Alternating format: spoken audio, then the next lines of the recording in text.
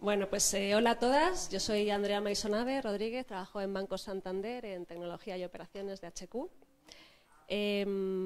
Encantada de estar aquí con todas vosotras. Os presento a Gustavo Díez, CEO de Niracara Lab, que es el laboratorio de referencia en España en el ámbito de investigación en ciencias cognitivas y la formación en bienestar, salud mental y estilo de vida. Gustavo es físico teórico por la Universidad Autónoma de Madrid, doctorando en neurociencias, Facultad de Medicina de la Autónoma de Madrid, máster en neurociencias de la Universidad Autónoma de Barcelona, máster en inteligencia artificial de la Politécnica de Madrid, profesor de mindfulness por la Universidad de Massachusetts, investigador y divulgador en el área de neurociencias y de estilo de vida. También quiero presentaros a Rosa, que acompaña a Gustavo como líder de proyecto en los programas Healthy Minds que Niracara Lab realiza para grandes compañías.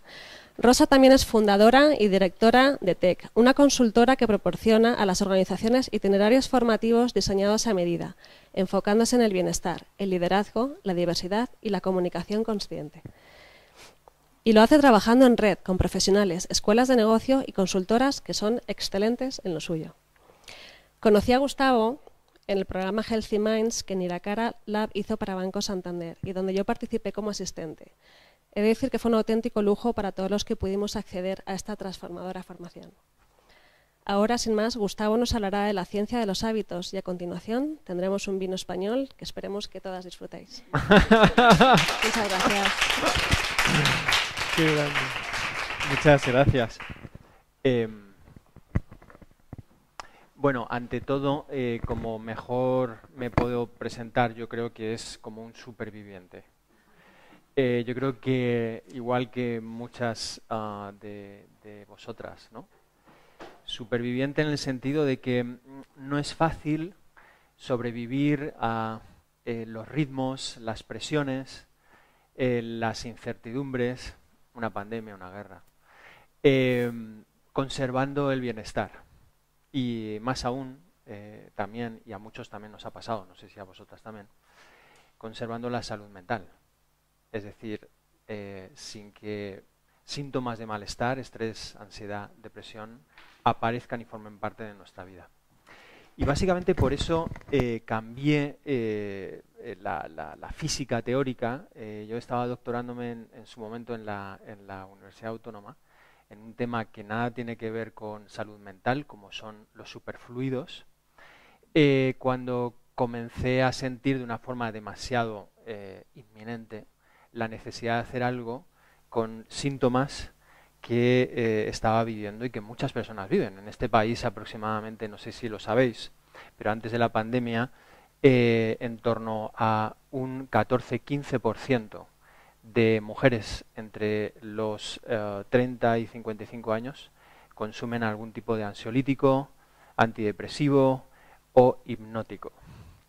Entonces, este tipo de datos nos muestran que es algo muy común, quizás incluso demasiado común. Pues bien, el hecho de que yo me encontrara que únicamente tratamientos demasiado reactivos me dieran solución a mis propios problemas, cuando digo reactivos es que cuando ya está el problema, cuando ya me he roto una pierna, me ponen una escayola, pues algo así parecido en la salud mental, me hizo en su momento, hace 20 años, comenzar a investigar sobre procesos que no fueran estrictamente farmacológicos y que me permitieran lidiar con todo lo que me estaba pasando. Y tal fue, digamos, la curiosidad que me entró en aquel momento que consideré cambiar de especialidad, ¿no? Y dedicarme al estudio de una cosa realmente compleja, un objeto que a veces se le denomina el objeto más complejo del universo, que es el cerebro. Por eso, durante estos años me he dedicado a la investigación en neurociencia cognitiva, en psicología, con el único objetivo de intentar validar prácticas, técnicas de estilo de vida, procesos que cuesten igual a cero, euros para que la población tenga más conocimiento acerca de cómo se producen cuestiones tan desagradables como síntomas de estrés, ansiedad y depresión y tenga herramientas para solucionarlo sin tanta farmacología. Más aún teniendo en cuenta los efectos adversos de la farmacología a largo plazo. A corto plazo está muy bien, pero a largo plazo no está tan bien.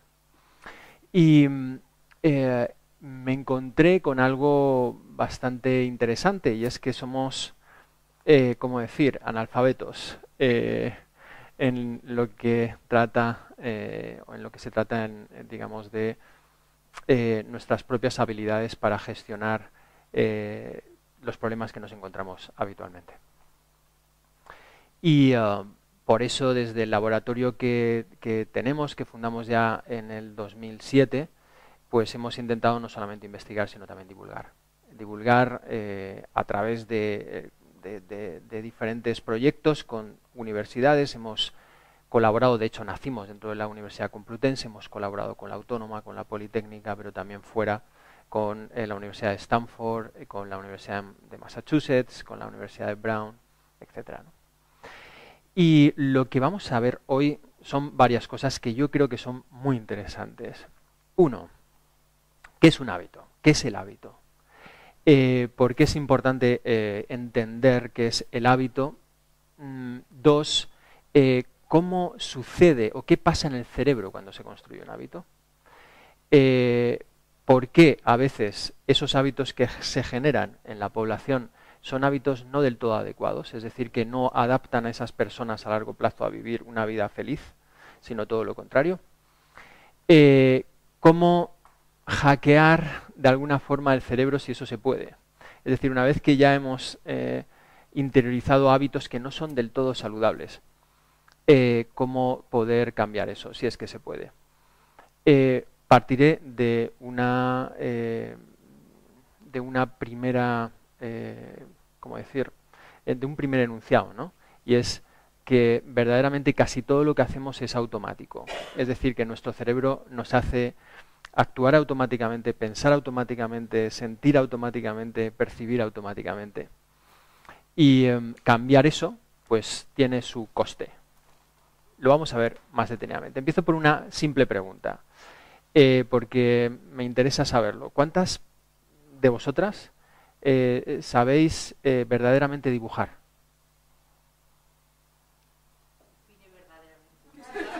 Verdaderamente, lo que viene a ser dibujar.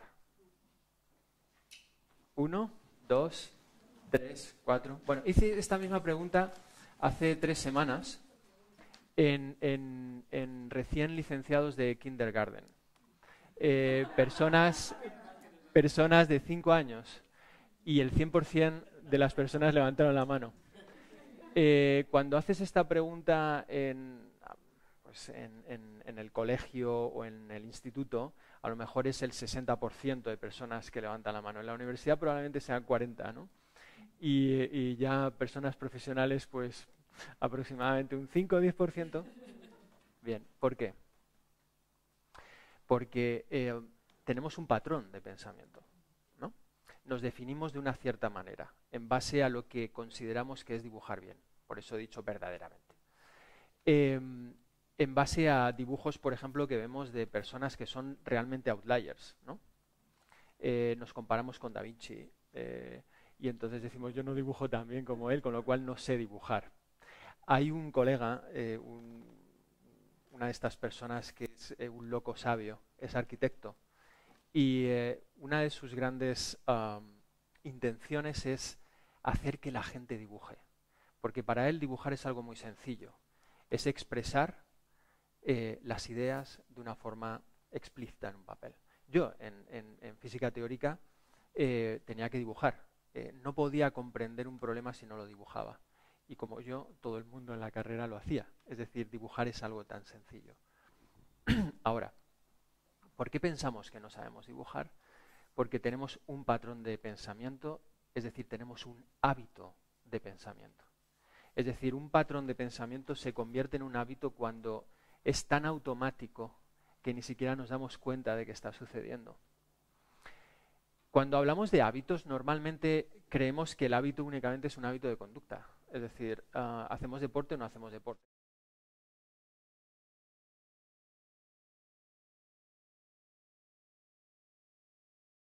Bien, somos de ciudad. Es decir, este tipo de cuestiones. Pero eso es la punta del iceberg, ¿no? Es decir, si nos consideramos, bueno, pues una entidad con diferentes tipos de manifestaciones, pues en la base está la fisiología. En la fisiología también hay hábitos. Hay personas que tienden a tener metabolismos más rápidos que otras, por ejemplo. Hola, llegas a punto. Hola, ¿qué hay?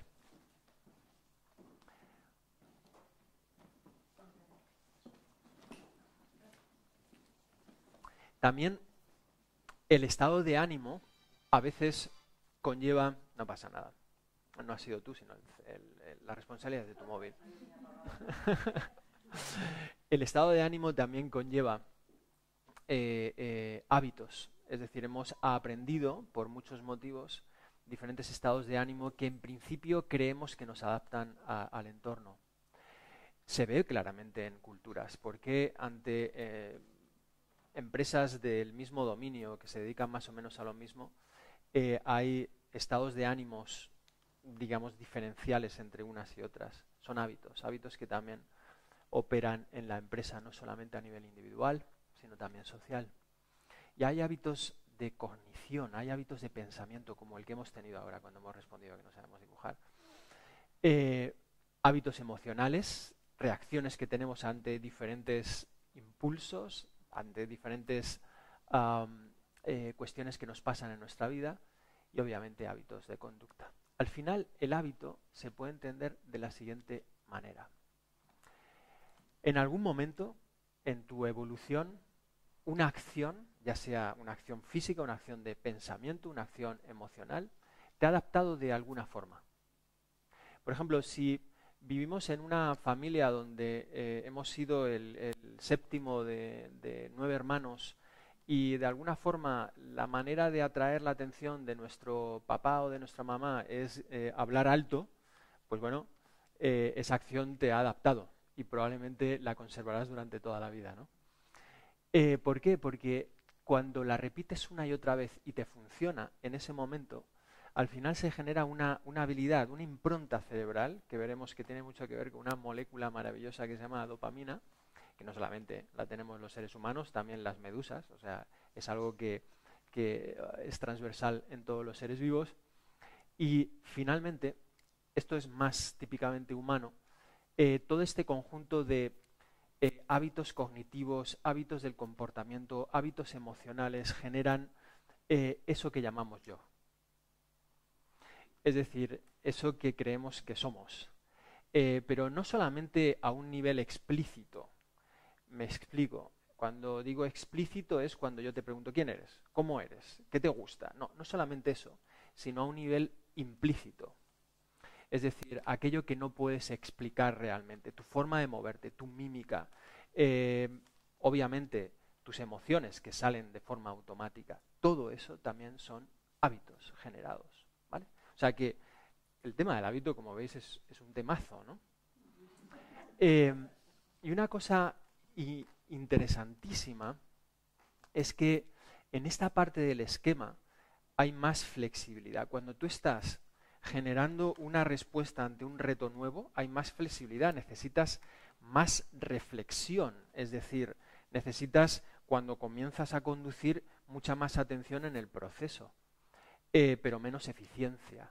Cuanto más flexibilidad, cuanto más conciencia, normalmente hay menos eficiencia. Es decir, tu cerebro gasta mucha más energía en hacer las cosas. Y por eso se generan los hábitos, porque aunque tengan menos flexibilidad, obviamente, son mucho más eficientes. Entonces, el cerebro, como toda entidad física, tiende a minimizar la energía. ¿Vale? Primer principio de la termodinámica. Entonces, ahora os voy a plantear una pregunta. Esto va a ser un curso de neurociencia en 5 minutos, ya lo veréis. Vais a conocer el plan general del cerebro con esto. Es decir, el plan general de las piernas es movilizarnos por el espacio, ¿verdad? Bueno, pues ¿cuál es el plan del cerebro? ¿Por qué el cerebro? ¿No? Pues eso es lo que vamos a intentar responder. Vamos a fijarnos en esta mujer. Parece que por las zapatillas, que son claramente de running, es una marca suiza además muy chula, no sé si la conocéis. Bueno. Esta mujer ha salido a correr y tiene sed. Entonces tiene su botella de agua y comienza a beber. Os doy un dato. El agua que está bebiendo no va a ser efectiva, no va a pasar a la sangre hasta aproximadamente unos 20 minutos. ¿Vale? Sin embargo, esta persona, ¿por qué coge la botella? Porque subjetivamente tiene un estado de ánimo muy particular. Es decir, tiene el deseo de beber, tiene la experiencia subjetiva absolutamente real de que su cuerpo necesita beber, ¿cierto? Bien, comienza a beber y en algún punto esta persona tiene que sentir saciedad, pero si yo os digo que hasta los 20 minutos no pasa a formar parte del cuerpo realmente, ¿por qué esta persona para de beber? Si realmente, únicamente fuera la sensación real que tenemos cuando el agua pasa a la sangre, lo que me permitiría averiguar cuándo tengo que dejar de beber, esta persona moriría. Porque 20 minutos bebiendo no la aguanta ningún cuerpo. Entonces, ¿por qué crees que pasa esto? Bueno, pues que aquí está la gran respuesta del cerebro. El cerebro es un órgano que predice cosas. Pero no solamente predice cosas, sino que predice y hace emerger un estado subjetivo para que la conducta del bicho, o sea, nuestra, sea tal que le permita adaptarse. ¿Vale? Y algo tan sencillo como beber, por ejemplo, los bebés cuando nacen no lo controlan tantísimo. Es decir, no saben muy bien cuándo parar de beber o cuándo tienen sed del todo, ¿no? Y eso es algo que va aprendiendo el cerebro poco a poco. Obviamente no de forma consciente en los bebés, sino totalmente por experiencia y por un aprendizaje consciente. Entonces, a esto se le llama alostasis, que significa literalmente, es una palabra griega que se generó en los años 80 por un investigador, por un par de investigadores, de hecho, y que significa estabilidad a través del movimiento. La alostasis es esa parte que tiene el cerebro constantemente, que nos hace constantemente predecir cuál es el mejor estado siguiente para adaptarnos a lo que nos viene. Entonces esto genera la cognición, aquí está mal escrito, la percepción y la emoción. Es decir, todos nuestros estados, aunque nos parezcan del todo reales, en realidad es una generación cerebral. Incluso el dolor. Hay tres tipos de dolor. Un dolor que se llama nocioceptivo, que viene cuando pues nos quemamos la piel, por ejemplo. Otro dolor que está generado más bien por una lesión de algún nervio. Por ejemplo, cuando nos lesionamos el trigémino provoca dolores brutales. Y otro tipo de dolor que ahora se está definiendo que se llama el dolor nociplástico, que tiene que ver con el dolor crónico de muchas personas, por ejemplo, que comenzaron con una lesión en la columna vertebral y al cabo de 3 meses realmente se ha reabsorbido todas las sustancias que generarían la nocicepción, es decir, el dolor, pero siguen teniendo dolor. Y lo que vemos nosotros en los escáneres y con magnetoencefalografía es que, si bien al principio el dolor tiene más que ver con regiones parietales relacionadas con la sensación, poco a poco el dolor se va convirtiendo en una actividad más límbica, más relacionada con regiones típicamente emocionales, curiosamente. Es decir, el cerebro ha generado una especie de circuito de retroalimentación con el dolor, y el dolor es algo muy real, en tanto que es una sensación subjetiva real, pero que no tiene que ver con una lesión específica. Y eso está pasando, como ejemplo simplemente. Entonces, el cerebro constantemente está ajustando el error. Esto simplemente no hace falta nada más que verlo. Esto es capas del córtex cerebral que rodea, digamos, todo la parte más central del cerebro. Pues bien, estas partes que se llaman no granulares se encargarían de la predicción y estas partes granulares se encargarían de corregir el error. ¿Y cómo se corrige ese error? Pues bien, imaginaros una niña que está aprendiendo a coger una pelota. Entonces yo te tiro una pelota, tú eres una niña, entonces al principio pues tú no la coges, ¿no? Y se da con la pelota en la cabeza, etcétera, porque tiene que predecir cómo es la trayectoria del balón y cogerla en el aire. Es un movimiento que pocos animales saben hacer. El ser humano es uno de ellos. Pues bien, poco a poco, a medida que esa niña va practicando, su cerebro de forma automática va generando ajustes del error hasta que finalmente puede coger la pelota en el aire. Esto pasa cuando comienzas a aprender un deporte nuevo o a bailar. También al principio uno es bastante torpe y luego poco a poco va siendo cada vez más preciso en su movimiento. Por eso es tan bueno cerebralmente aprender movimiento hasta edades avanzadas. Se ha considerado, por ejemplo, el baile una de las formas, entre otras muchas, que permitiría a las personas conservar su salud cerebral cuando, por ejemplo, en su familia ha habido mucho Alzheimer. ¿Vale? ¿Por qué? Porque toda esa flexibilidad que generamos por el hecho de aprender nuevos movimientos genera, entre otras cosas, factores de crecimiento que nos hacen tener mayor plasticidad cerebral. Pues este es el plan general. Os voy a poner un vídeo para que veáis hasta qué punto el cerebro está constantemente prediciendo. Se llama el test de la mano de goma.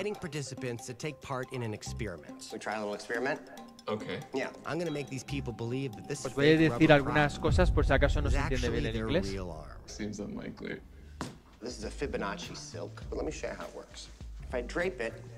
Básicamente está poniendo un brazo de goma al lado y le está tapando su brazo real.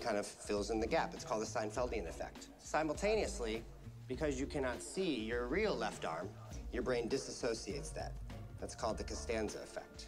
Wiggle the fingers on your right hand. Great. And now wiggle the fingers on your left hand. I'm going to attempt to establish a connection right now using bees. I'm just going to rub the feather along. Lo que está haciendo es un binding, es decir, está generando que el cerebro comience a confundir cuál es su brazo real y su brazo de verdad. And make them real. Now, let's see how strong this connection is. Do you feel this? Yes. Do you feel this? Yes. Do you feel this? Yes. Do you feel this? Yes. Do you feel this? Yes. Do you feel this? Yes. And that? Yes. And then... Oh, that's cool. Isn't that wild? Yeah, it's very... Because your hand is... Yeah. That's The weird. brain connects them. That's interesting. Let's just test how far that connection goes. Okay. The cold test. Now, on your right hand, do you feel that? I do. Cold. Yes. That's why I call it the cold test. Genius. When I place it over here, how does that feel? Cold. Keep in mind, there's no science happening here. Just the power of magic and the power of BS. Now, what do you feel? Nothing. You don't feel an ice cube resting on top of your hand? No. Let's try another experiment. I call this one the heat test. Be gentle. I promise not to burn you. Okay. Just curious if you feel that. What'd you feel? A little bit of heat. Tell me how this feels. Ah! Now, do you feel that? No. This? No. That? Nope. Hot. The pain test. For the pain test, I'm going to use this pointy needle. I'm curious. Do you feel that? Yeah. Isn't that wild? Yeah. What does this feel like? Yeah, I can feel it. Is it okay if I prick your real hand? Yeah. No blood, like acupuncture. Do you feel that? Mm-hmm. Nothing. Nothing. Do you feel that? No? How about that? No? Anything now? No? Nothing. Nothing? Nothing.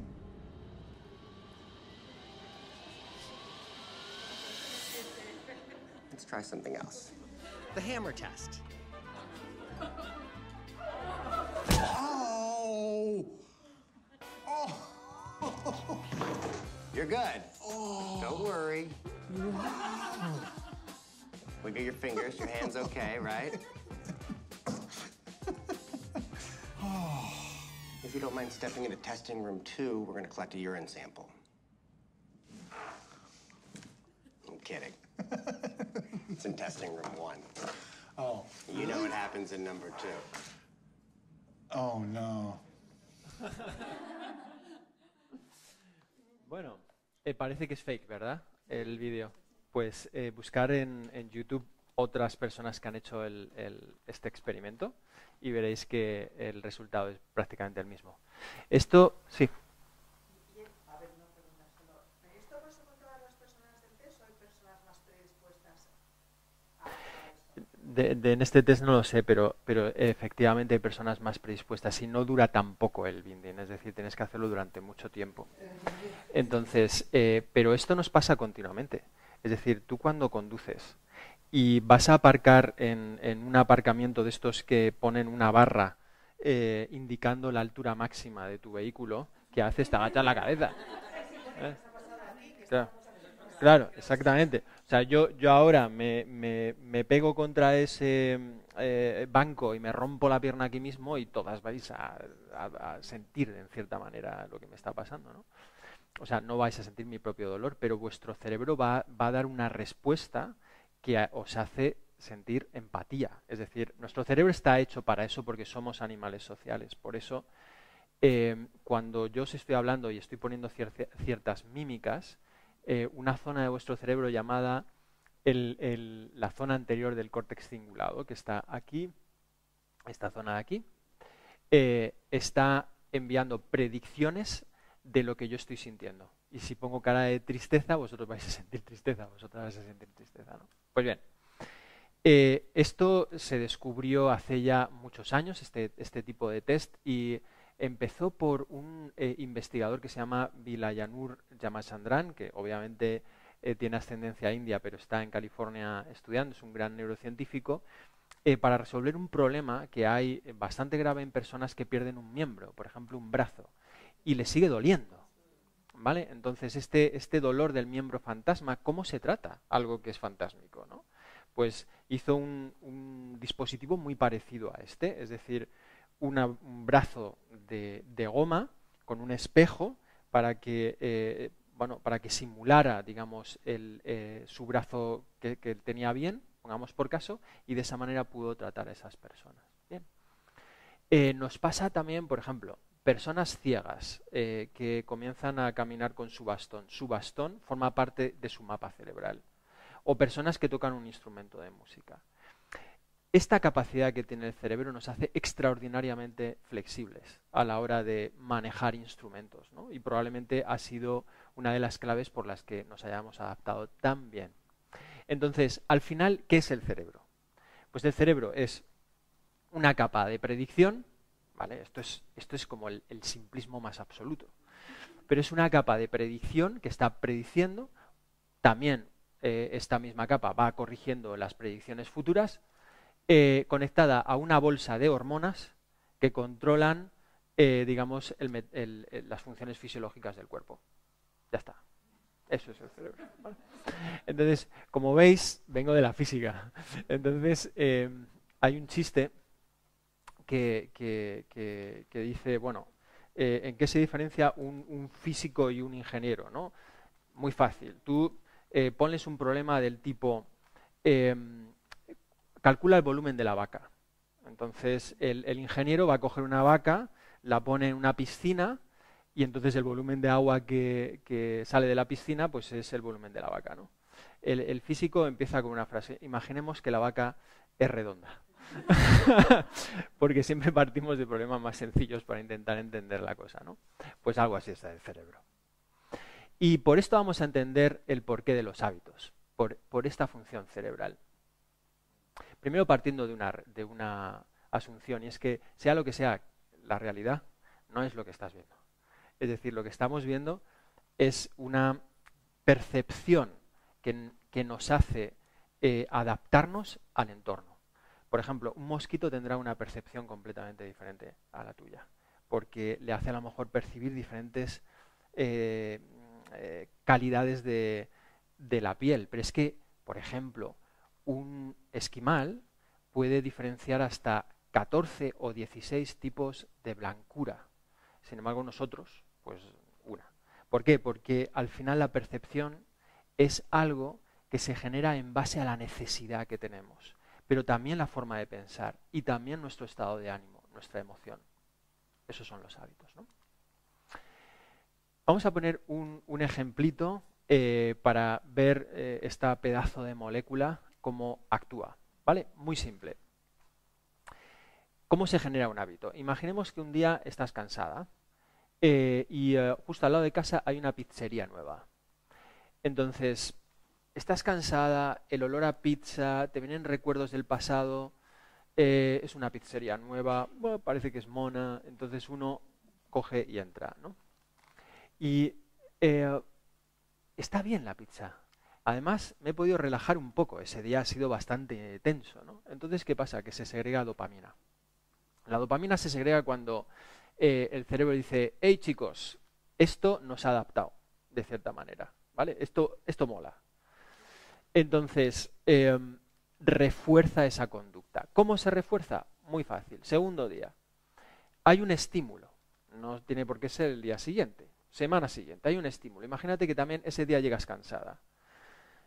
O que simplemente el viento hace que huelas el horno de leña de la pizzería. Entonces, automáticamente se libera dopamina ante este estímulo que te hace desear acceder a la pizzería, y si accedes a la pizzería se refuerza la conducta automática, ¿vale?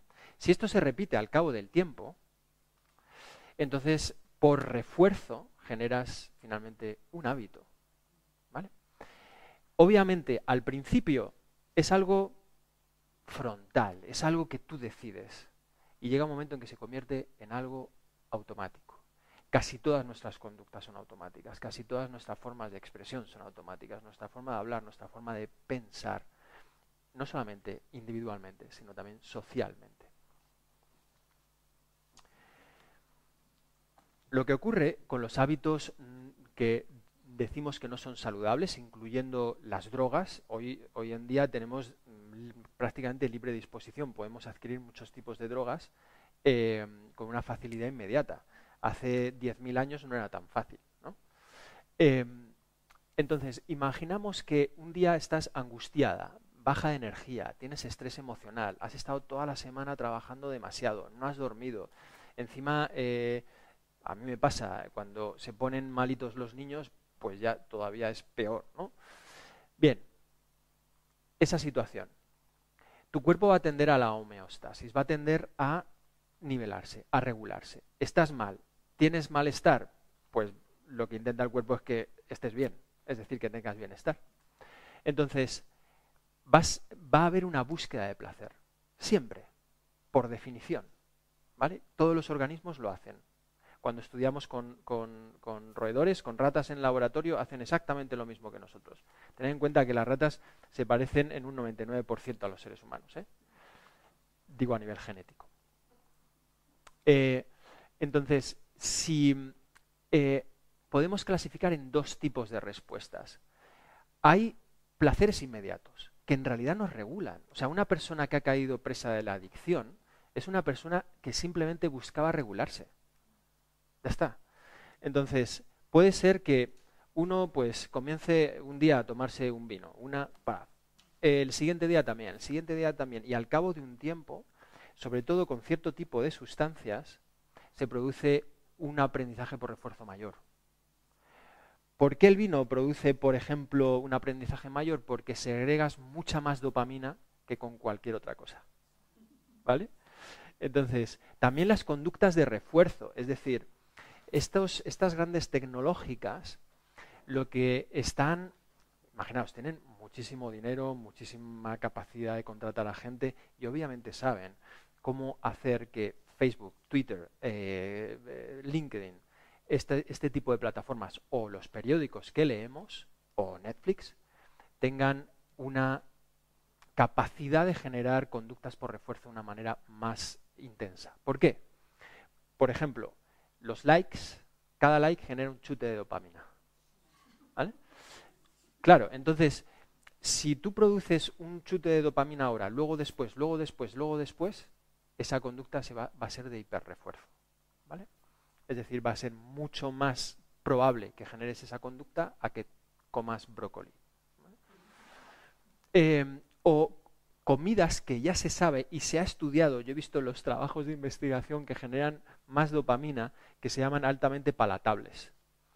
Por ejemplo, cuando se mezcla grandes cantidades de hidratos de carbono de digestión rápida, azúcares, proteína y grasa. Eso es un chute para el cerebro. ¿Por qué? Porque hace 10.000 años estábamos carentes de estas sustancias. Entonces, cuando veíamos algo que tenía glucosa, pues nos abalanzábamos a ello. Es normal, porque lo necesitábamos porque teníamos carencia. Pero hoy en día no tenemos carencia. Y estas comidas producen un refuerzo más grande de dopamina.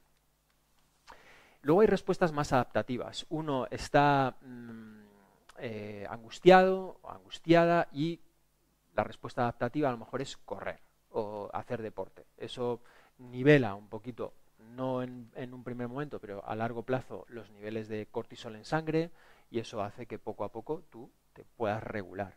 O practicas meditación.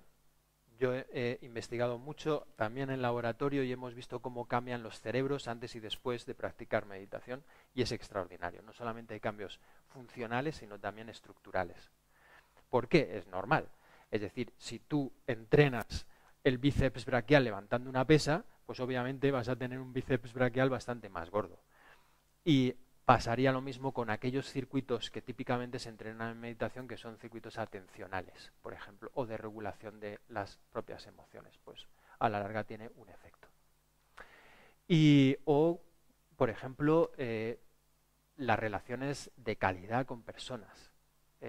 Mostrar las debilidades que uno tiene, el conectarse con los otros, hablar con un colega y que el colega te hable. Es decir, ese tipo de cosas también generan a la larga una mayor adaptación cuando tenemos este tipo de sensaciones vitales.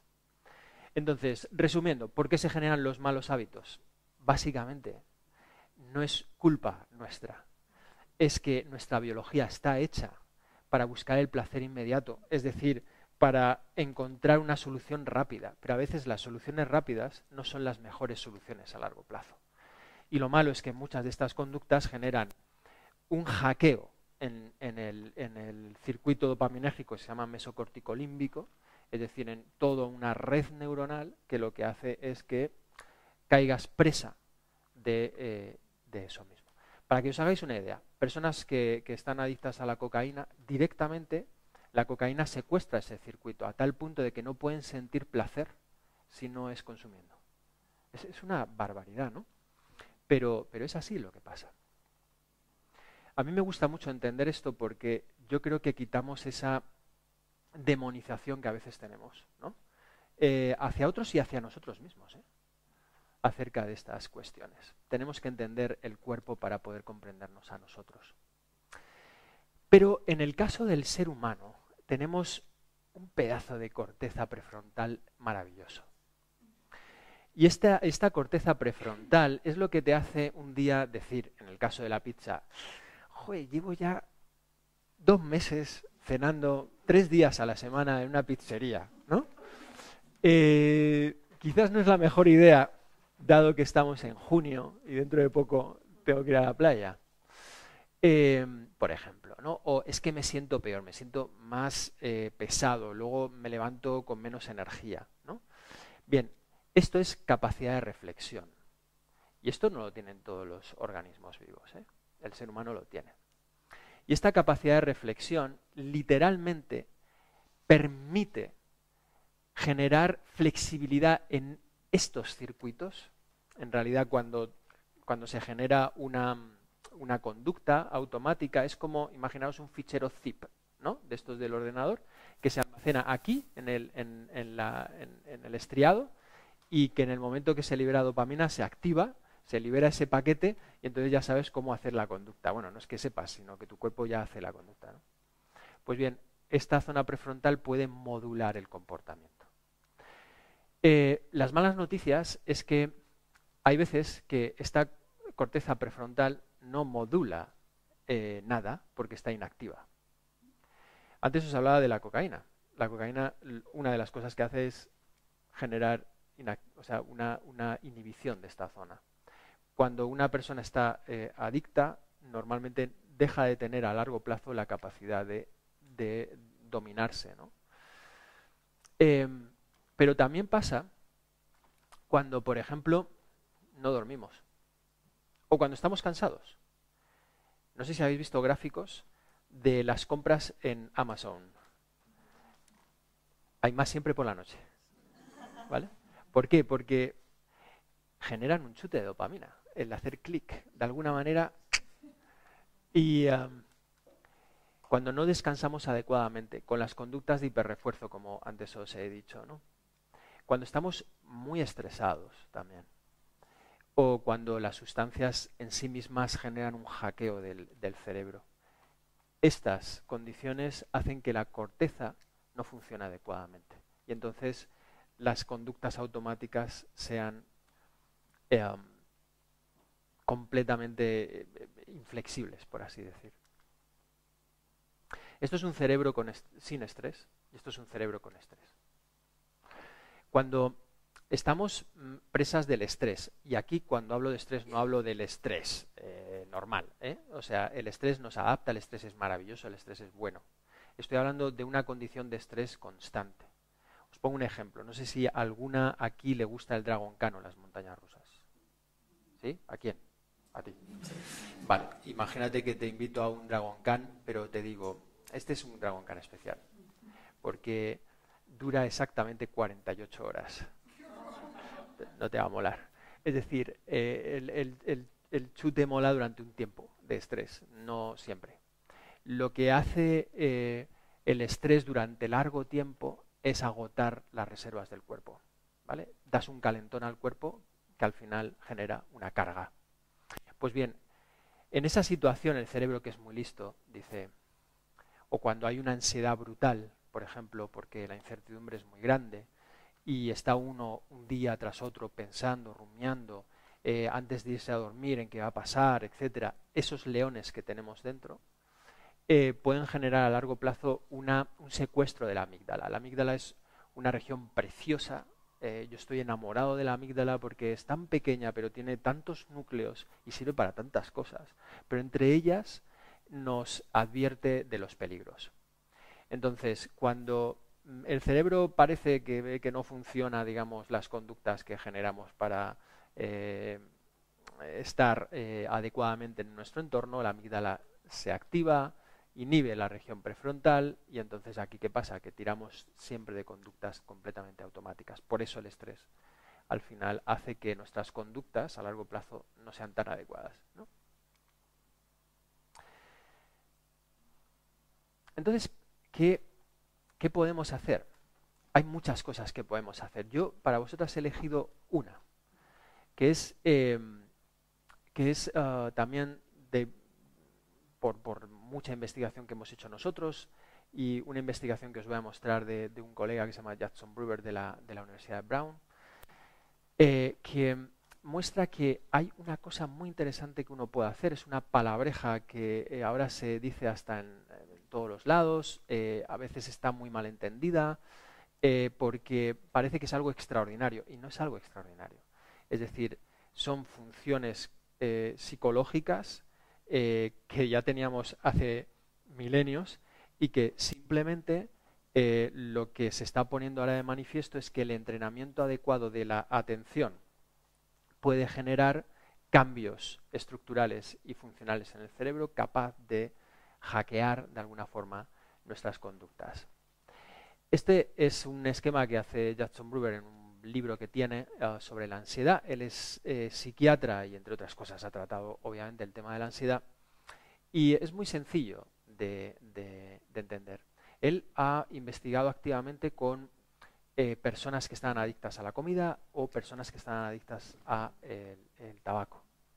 Entonces, cuando aparece un estímulo en el entorno, por ejemplo, algo que nos pone nerviosos o algo que ha pasado que nos pone muy alegres, es decir, algo outlier, se genera un afecto positivo o negativo más grande y el cerebro de alguna manera pues te pide fumar, o bien para celebrarlo o bien para, bueno, pues pasar el trago, ¿no? Básicamente. Pues esto es un deseo, esto es dopamina. El deseo que se genera por fumar es debido a la dopamina. Pues bien, lo que se le ocurrió a este hombre es, ¿qué pasa si entrenamos a personas que quieren dejar de fumar en mindfulness? Entrenar en mindfulness con personas que desean dejar de fumar es básicamente decirles, mira, durante estas 2 semanas yo sé que tú quieres dejar de fumar, pero no vas a dejar de fumar. Lo que vas a hacer es fumar con mucha atención. ¿Vale? Primero, ¿qué pasa cuando desea tu cuerpo fumar? ¿Qué pasa cuando llevas el cigarro a la boca? ¿Qué pasa cuando el humo entra? ¿Qué sientes en el cuerpo? ¿Qué es lo que te está dando? No solamente a nivel físico, sino también a nivel emocional. ¿Por qué eso? ¿Qué es lo que te cubre? Es decir, se hace un proceso de observación. Y esto para un científico es completamente natural. Es decir, ¿cómo puedes saber, qué sé yo, del avestruz o del macaco de Guinea o de cualquier animal si no vas al campo y lo observas durante el tiempo necesario? Hay un documental de Jane Goodall, probablemente la conoceréis, es una persona extraordinaria, primatóloga, pero además con una historia preciosa porque ella nunca estudió. Y sin embargo se ha convertido en la primatóloga más famosa y más importante. Y básicamente era una de estas científicas que hacía un trabajo tradicional en ciencia, que es trabajo observacional, como los antiguos astrónomos, que básicamente se quedaban mirando año tras año el cielo, intentando averiguar cosas del cielo. Pues bien, él hacía lo mismo con estas personas. ¿Cómo vas a saber de tu hábito si no lo observas con suficiente profundidad? Pero cuando uno observa, ¿qué pasa? Que uno se siente culpable. Es decir, cuando yo quiero dejar de fumar y noto que tengo el deseo y que comienzo a fumar, hay emociones que surgen por hábito que nos hacen sentir culpables. ¿Por qué ese hábito? Es obvio. O sea, yo me eduqué en un colegio de curas y cuando hacía algo que no estaba bien, pues la manera de motivar, es decir, de quitarme ese tipo de conducta, era a través de la culpabilidad, del castigo. Y en realidad eso yo me di cuenta, y no sé si vosotras también os pasa, que luego se interioriza. ¿Verdad? Entonces, ¿cómo uno va a poder observar verdaderamente su interior si en cuanto empieza a observar aparecen emociones que lo que hacen es velar aquello que realmente está pasando? Bueno, pues mindfulness no solamente conlleva la observación, sino un cierto afecto, es decir, una investigación en los afectos que hace que poco a poco uno tenga más apertura a la experiencia. ¿Vale? La psicología cognitivo-conductual, que quizás es la parte de la psicología que más investigación ha generado, tiene 3 grandes olas. La última ola de terapias se basan estrictamente en mindfulness y en aceptación. ¿Vale? Y estoy hablando de eso. Y poco a poco, cuando uno se acerca a sus propios afectos, cuando uno se acerca a sus miserias, a sus debilidades, a sus hábitos, y con esta apertura, no solamente hay conocimiento, no solamente uno hace las paces consigo misma, sino que también poco a poco se genera un desacople. Un desacople. Y eso es lo que él vio.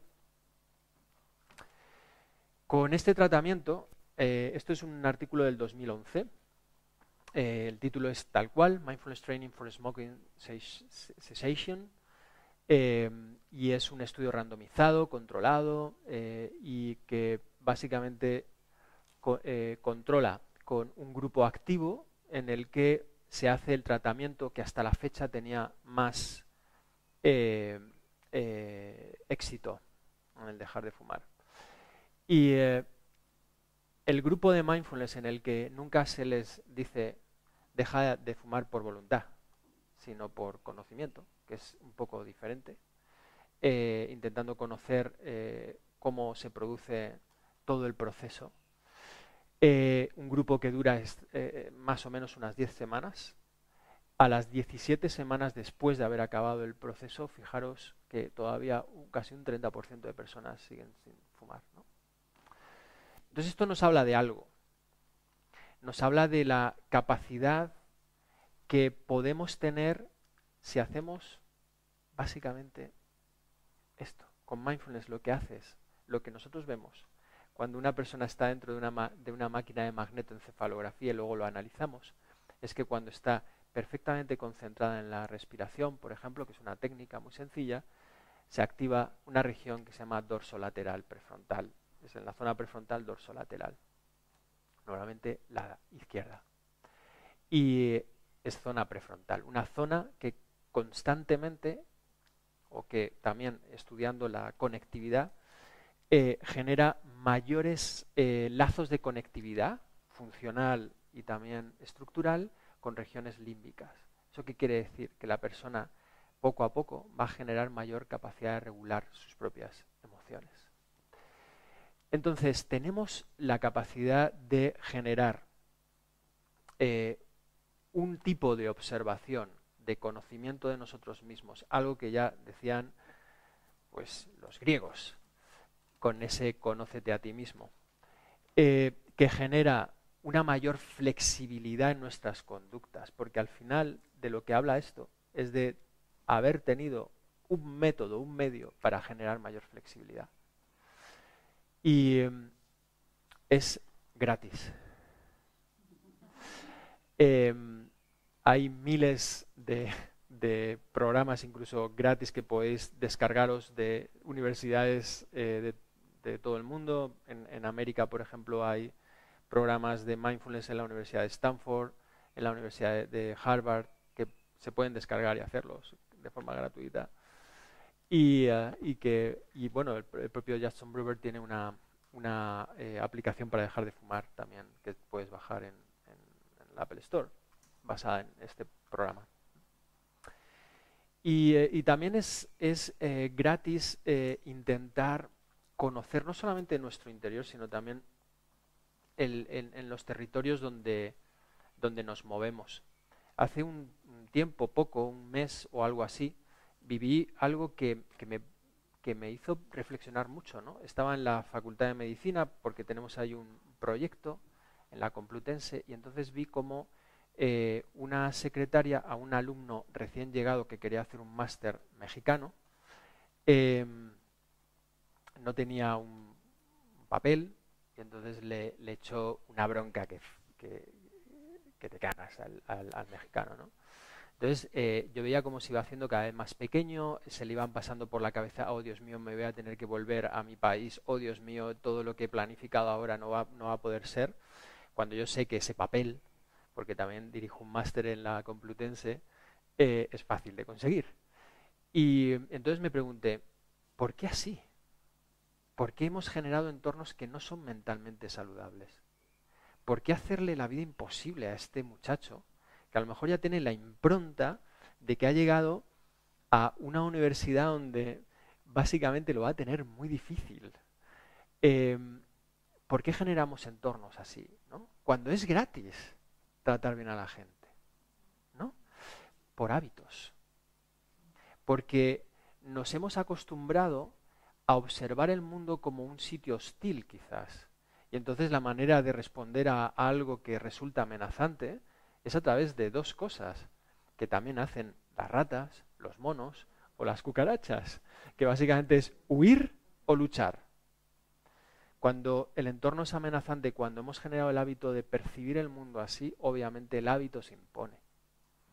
Y creo que podríamos hacer cosas verdaderamente gratis teniendo un poco más de conocimiento acerca de las cosas que estamos haciendo y cómo lo hacemos. Y en principio generando pequeños cambios poco a poco, ¿no? Esto es algo que también tiene el cerebro y es, nuestro cerebro no es bueno prediciendo el resultado. Es decir, si nosotros queremos cambiar, tú dices, venga, vale, acepto el reto. O sea, me ha molado. Quiero cambiar cositas. Entonces uno se pone mañana a hacer algo, ¿no? Y a los 3 meses de empezar a hacer algo, dice, joder, yo pensaba que iba a estar aquí a los 3 meses y estoy aquí abajo. O sea, esto no está funcionando. Y normalmente uno pues abandona el carro, ¿no? Pero si uno más bien se basa en el camino, ¿no? Y cambiando pequeñas cosas, pequeñitas cosas, al cabo del tiempo sí que verdaderamente hay cambios, ¿vale? Porque el cerebro no está hecho para el largo plazo, sino para el corto plazo. Y además es ansioso en el sentido de que si no genera una respuesta inmediata, pues a veces le pasa que se frustra. Entonces, hemos, creo yo, entendido el plan general del cerebro predictivo, la alostasis, hemos entendido más o menos cómo se generan los hábitos, hemos hablado de la dopamina, hay muchos neuromoduladores que también están obviamente en el proceso, pero para generar simplemente conocimiento de uno. Hemos visto por qué se generan los hábitos no saludables y una propuesta basada básicamente en el conocimiento de uno mismo, juntado también con el afecto positivo hacia uno mismo, ¿no? La apertura. Y esa apertura, insisto, es un proceso, no sucede en el primer momento porque estamos llenos de hábitos, pero eso genera cambios. Y ojalá que esos cambios puedan verse no solamente porque para ti sea beneficioso, sino porque estoy seguro que no solamente será beneficioso para ti, sino en el entorno donde tú habites normalmente. Y esto es todo.